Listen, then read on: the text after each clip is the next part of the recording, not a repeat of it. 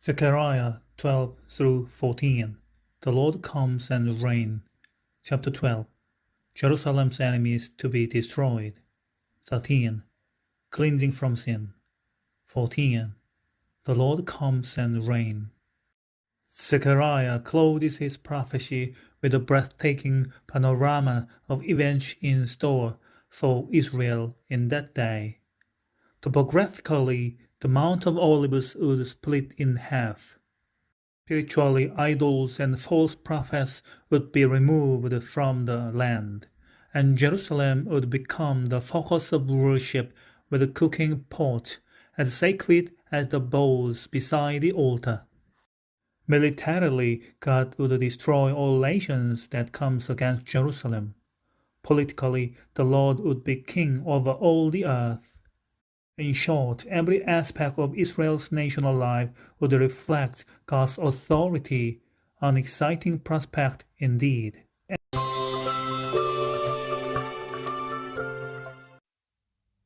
Zechariah chapter 12.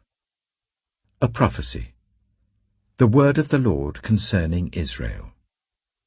The Lord, who stretches out the heavens, who lays the foundation of the earth, and who forms the human spirit within a person, declares, I am going to make Jerusalem a cup that sends all the surrounding peoples reeling. Judah will be besieged as well as Jerusalem. On that day, when all the nations of the earth are gathered against her, I will make Jerusalem an immovable rock for all the nations. All who try to move it will injure themselves. On that day, I will strike every horse with panic and its rider with madness, declares the Lord. I will keep a watchful eye over Judah, but I will blind all the horses of the nations. Then the clans of Judah will say in their hearts, the people of Jerusalem are strong, because the Lord Almighty is their God. On that day, I will make the clans of Judah like a brazier in a woodpile, like a flaming torch among sheaves. They will consume all the surrounding peoples right and left, but Jerusalem will remain intact in her place. The Lord will save the dwellings of Judah first, so that the honor of the house of David and of Jerusalem's inhabitants may not be greater than that of Judah. On that day, the Lord will shield those who live in Jerusalem, so that the feeblest among them will be like David, and the house of David will be like God, like the angel of the Lord going before them. On that day I will set out to destroy all the nations that attack Jerusalem. And I will pour out on the house of David and the inhabitants of Jerusalem a spirit of grace and supplication. They will look on me, the one they have pierced, and they will mourn for him as one mourns for an only child, and grieve bitterly for him as one grieves for a firstborn son. On that day, the weeping in Jerusalem will be as great as the weeping of Hadad Rimmon in the plain of Megiddo. The land will mourn, each clan by itself, with their wives by themselves. The clan of the house of David and their wives, the clan of the house of Nathan and their wives, the clan of the house of Levi and their wives, the clan of Shimei and their wives, and all the rest of the clans and their wives. Zechariah chapter 13. On that day, a fountain will be opened to the house of David and the inhabitants of Jerusalem, to cleanse them from sin and impurity.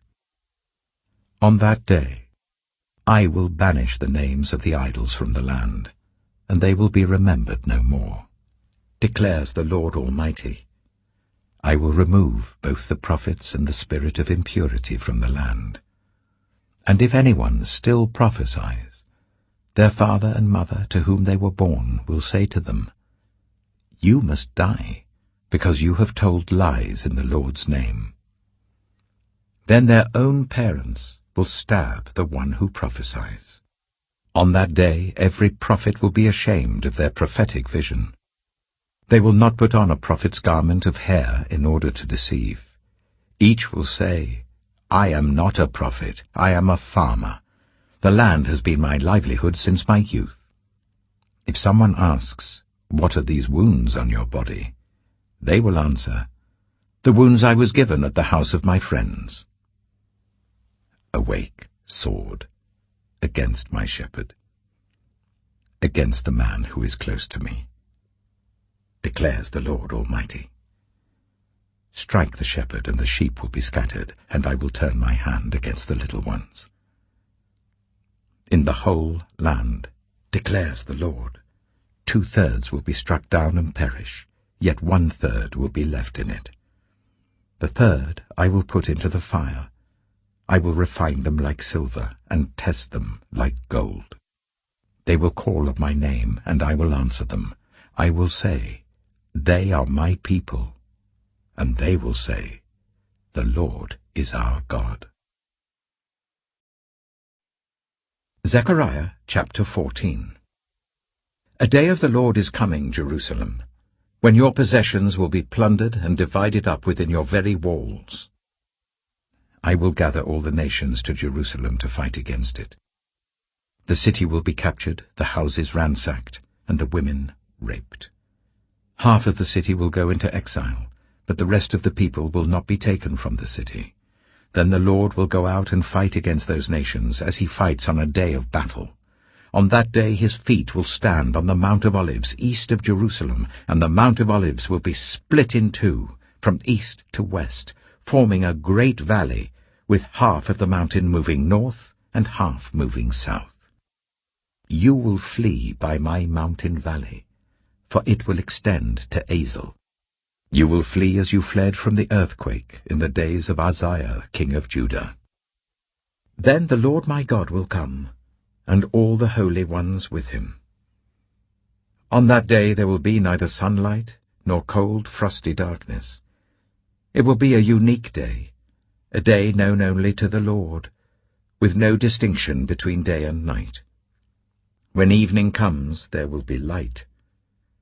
On that day living water will flow out from Jerusalem, half of it east to the Dead Sea, and half of it west to the Mediterranean Sea, in summer and in winter.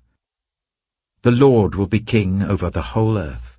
On that day there will be one Lord, and his name the only name. The whole land, from Geba to Rimmon, south of Jerusalem, will become like the Arabah.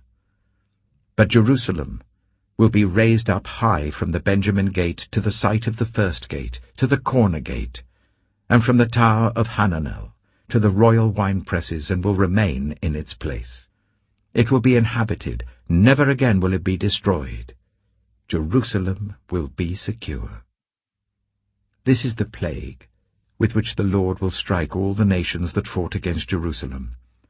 Their flesh will rot while they are standing on their feet, their eyes will rot in their sockets, and their tongues will rot in their mouths. On that day, people will be stricken by the Lord with great panic. They will seize each other by the hand and attack one another. Judah too will fight at Jerusalem. The wealth of all the surrounding nations will be collected, great quantities of gold and silver and clothing.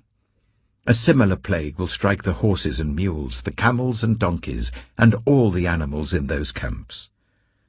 Then the survivors from all the nations that have attacked Jerusalem will go up year after year to worship the King, the Lord Almighty, and to celebrate the Festival of Tabernacles.